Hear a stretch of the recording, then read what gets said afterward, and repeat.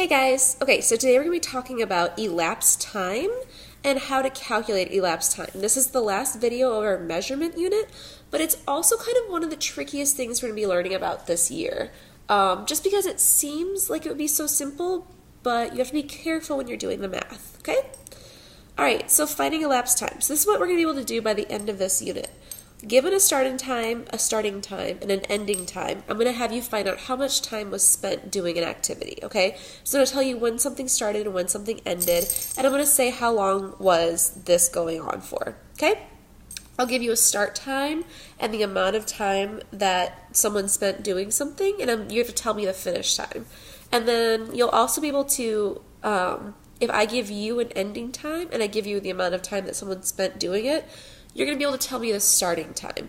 And you use elapsed time all the time, every single day in your entire life. So like for instance, I know that to make it to school on time, I have to leave my house by 7:45 at the latest to get to school at 8 o'clock. Now I like to get to school earlier. And I also know that it takes me a half hour to get ready at least. Like I need at least a half hour to get up, brush my teeth, brush my hair, put on my makeup, do all that stuff, get dressed. And I need at least a half hour for that. Now I need more time if I want to take a shower and all that stuff, but whatever. So I know that if I can go backwards from 7:45, I know what time I can sleep till, and what time I have to be out of bed, which would be 7:15. So that's what we talk about when we talk about elapsed time. If I know I have to start making dinner at 6 o'clock and I want to go to the gym, and it takes me an hour and a half to get to the gym and get back, then I know that I have to leave my house by 4:30. Okay? So that's how we use elapsed time in our everyday life. It's one of the most useful things you can learn how to do. Okay, here's what you need to remember so that you don't trick yourself up. You need to understand the difference between AM and PM. AM is in the morning and PM is in the afternoon. You also have to remember, this is so hard, that there are only 60 minutes in an hour. So using addition won't always work. You have to think about it in like a real life situation, and we'll go through examples of those so you can understand them a little bit better. Okay, just the basics. 12 a.m. midnight, so 12 a.m. is the beginning of every new day. So when you stay up till midnight, you're actually staying up till the next day. You probably wake up between 6 and 7 o'clock in the morning. A.m. means in the morning. 10:30 or 11:30 a.m., you're probably thinking about lunch, but we don't actually go to lunch until like 1:05 p.m. And then 12 p.m. is called noon. Afternoon, anytime after 12 p.m. is past morning, okay? That's not what p.m. actually stands for, but it's a good way to remember it. p.m. is past the morning, a.m. is at the morning, okay? All right, so I just want you to fill this out on your sheet, and I want you to tell me if this is happening in the a.m. or the p.m., okay? 3 things. Literacy hour, getting ready for school, and getting ready for bed. Do that on your own. Pause the video. All right. Okay, so each number on our clock represents 5 minutes. We learned that in the last video. Replacing the numbers with multiples of 5 will help you see that there are actually only 60 minutes in an hour. So, there we go. So you see here the 1 turns into the 5, the 2 into the 10. So you can see basically if you just replace these with 5, you can see how the minutes work out. Okay, and again, I've done this for us in our classroom clock in my room. Okay, so I want you to tell me what time it will be 1 hour later. Okay, so if it's 3:17 in the afternoon, what time is it going to be 1 hour from now? Okay, we'll do that first one together. So 3:17 plus 1 hour would be 4:17. It's really easy. This is an easy pattern. I want you to try to do the next 3 for me, please. And remember, 3:17 p.m., 1 hour later, it's going to be 4:17 p.m. Okay? So try to do these with on your own, and I'll check them when you turn your notes in to get your sticker. Oh, actually, okay, there's the end. All right. Okay, so what time will it be 15 minutes after the clock right now? So if we look right here, okay, so I see my hour hand has passed the 9, or has gotten to the 9 most recently. That tells me it's 9 something, because it hasn't made it to the 10 yet. And I can see it's only 2 little marks after the 0, so that means it's 9:02. So if I add 15 minutes to this, 2 plus 15 is 17. Okay, so that's pretty basic. 15 minutes after this, it's going to be 2:17. Or I'm sorry, 9:17. My bad. Okay, this is when it starts getting tricky though. Here, it's 8:55. You see how this hour hand hasn't quite gotten to the 9 o'clock yet? That means it's 8 something, and it's almost to the top of the hour, so it's almost to 9 o'clock, which means it's 8:55, so it's right on the 11. So 8:55, what time is it going to be 15 minutes later? Well, if we add 15 to 55, we get 8:70. But that can't work because there's only 60 minutes in an hour. You can have 8:59, but you can't have 8:60 o'clock. You can't have 8:75 o'clock. You can't have 8:90 o'clock.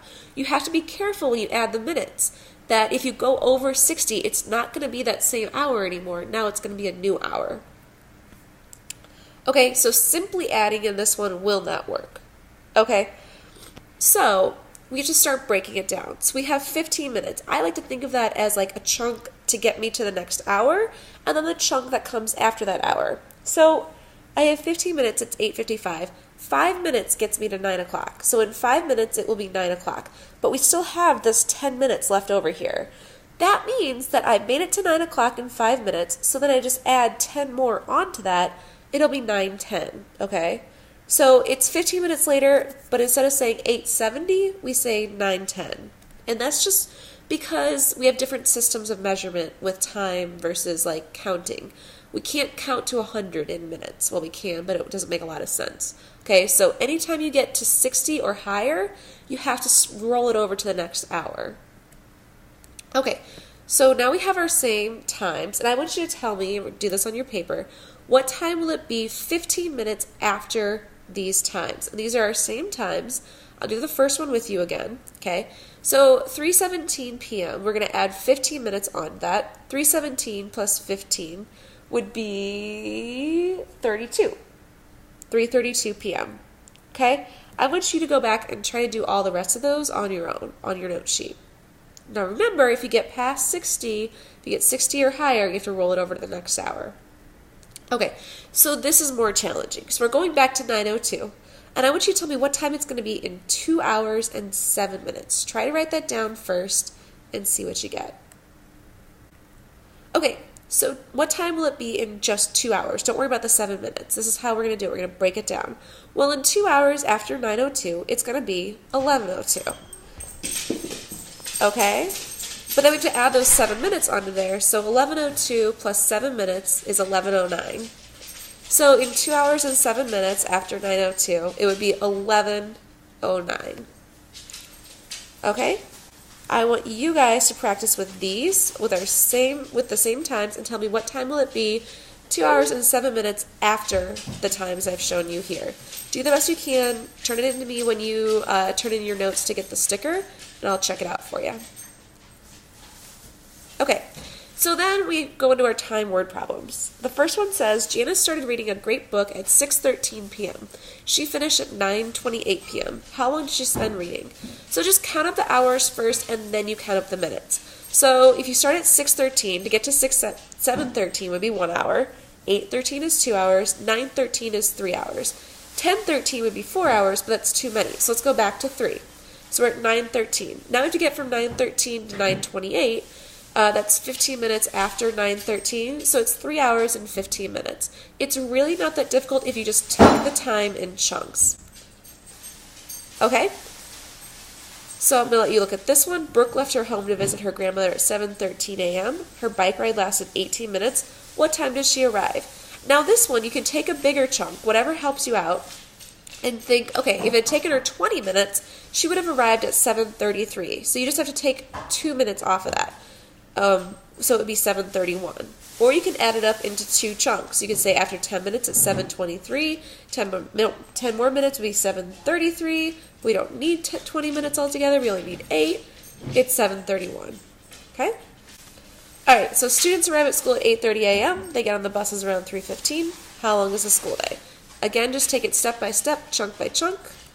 Okay, 8:30 to 2:30 is 6 hours, because you go 8:30 to 9:30 to 10:30 to 11:30 to 12:30, and then you go to 1:30, because there's no 13 o'clock, and then 2:30, so that's 6 hours. and then you just add the remaining 45 minutes. From 2:30 to 3:15 is 45 minutes. And then you have the school day being 6 hours and 45 minutes, which would be a really nice school day.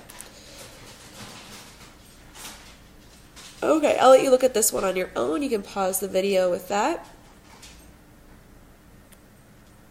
Okay, and I want you to try to practice this one on your own. Turn your answer into me when you turn your paper in to get your sticker. Jonas left his home at 10:15 a.m. to head to the pool. He arrived at 10:37 a.m. How long was his ride to the pool? Okay? All right, you guys do your best with this, and I will see you tomorrow to practice more with elapsed time.